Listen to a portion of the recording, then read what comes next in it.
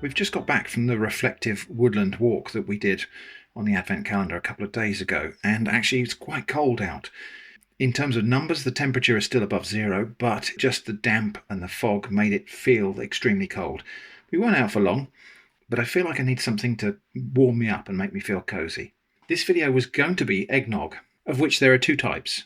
There's the type where you combine raw eggs with lots of booze, and the alcohol denatures the eggs and makes it into a creamy, very boozy cocktail type of drink. And then there's the other type, which is like a drinkable egg custard, often with a tot of alcohol in it. We are going to do something a little bit like the latter of those two, but I'm going to turn it into a hot chocolate type of thing. So in a heatproof jug, I've got the yolks of 3 eggs. To that, I'm going to add a quarter of a cup of sugar. I'm going to use this dark brown unrefined sugar. That's about 40 grams. We're also going to have 3 tablespoons of unsweetened cocoa. That's about 25 grams. Together with a little pinch of ground ginger, a little pinch of nutmeg, a little pinch of sweet cinnamon, and a little pinch of cayenne pepper, chili powder. This won't make it spicy. This will just kind of fill out the landscape of flavours. We will also in there have a little dash of vanilla extract. Now, using a balloon whisk, I'm just going to carefully combine those ingredients. Maybe balloon whisk was not the best choice. I sense we might need a tiny bit more moisture in there. So just a couple of teaspoons full of cold water. And let's see if that helps. That certainly seemed to do the trick. Let's just get those chunks out from inside the whisk. Maybe I should have used the ball whisk for this.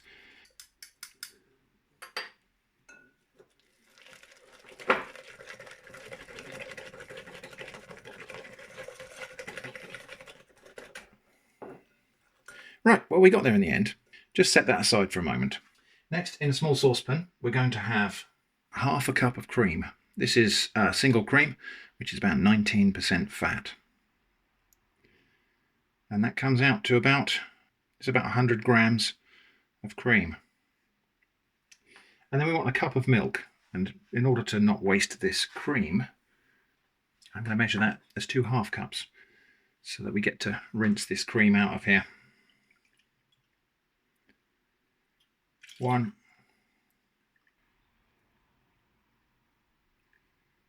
2. Yeah, we got most of the cream out. Right, over to the cooker now. I'm going to heat this milk and cream mixture until it's barely on a simmer.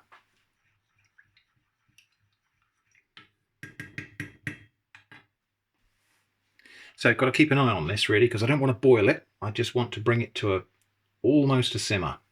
The milk is starting to steam now, and I think we'll hear it starting to simmer rather than see it. Just giving it a stir every now and again, just in case it catches on the bottom of the pan. Right, that milk is just barely at a simmer now, so just going to pause the stove, and then we go back over to the chocolate mix. So we've got the chocolate mix here. Now what I need to do now is temper this. So what we'll do is, whisking all the time, I'm just going to put a tiny splash of this warm milk in there and just get that going, get that mixed in. Another little splash.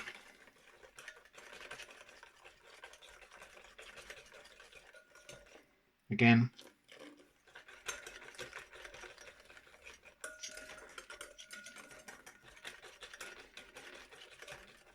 A bit more.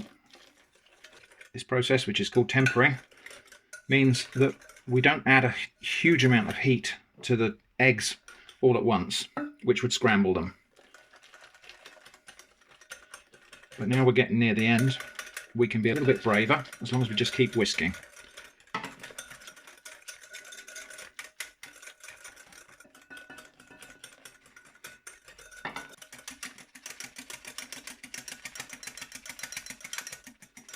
Okay, and I think we can go in with all of that milk now. Then that lot back in the pan, and then we go back to the heat. So unpause the stove, and for this bit I'm going to monitor the temperature. So I'm going to heat this on the stove, whisking all the time until we reach 70 degrees Celsius.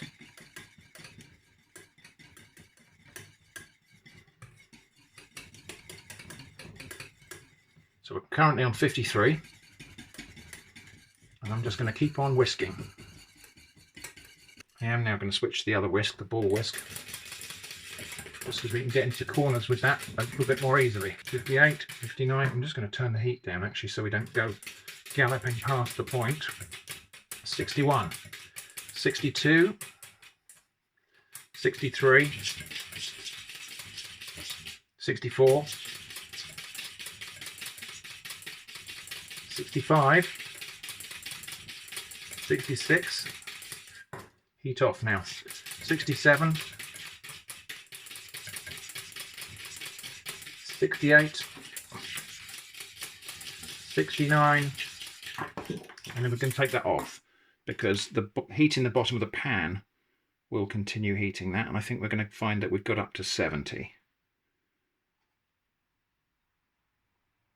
So continue whisking just so we don't curdle that egg. I'm going to put that on a cool ring actually, help to just arrest any further heating. So that is thickening further as it stands. Now obviously this is a custard, but we don't want it to set, but the proportions of eggs to milk versus everything else in there means it won't. I want to go for a kind of Black Forest Gatto vibe with this hot chocolate, so I've got some cherry brandy. Oh, I think we have a sensory moment here. Let's just enjoy that again. 1/4 cup of cherry brandy. A bit less than 1/4 cup actually, because that looks like a lot. And again, we're going to whisk that in.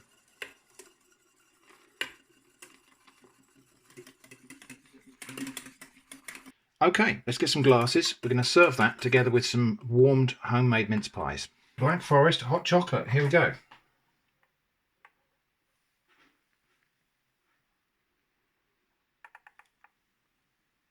I'll leave a little bit of headspace in the top there because we'll just finish it with a little squirt of cream. Do you remember purple jam? This is a jam made from damsons and elderberries and things, but damsons are close enough to a cherry flavour for it to be a Black Forest Gatto flavour. Right, Jenny, do you want to come and join me in the kitchen? And we'll just give these a taste while they're still warm and before the cream collapses. So there we go. Black Forest hot chocolate with homemade hot mince pies. Right, now I've given you a spoon because the hot chocolate might require a spoon just to have a taste of the hot chocolate with the cream. Good. Got a little bit of booze in it. It's nice. Well, I'm going to have a sip now. I might end up with a cream moustache. Now, you might wonder what the egg yolks actually do in here, but it does give it a really silky, smooth texture. So in a minute, we're going to retire to the fireside, I think, and enjoy hot chocolate and mince pies. But thank you for watching, and I hope you join us again tomorrow for the next door in the Advent calendar.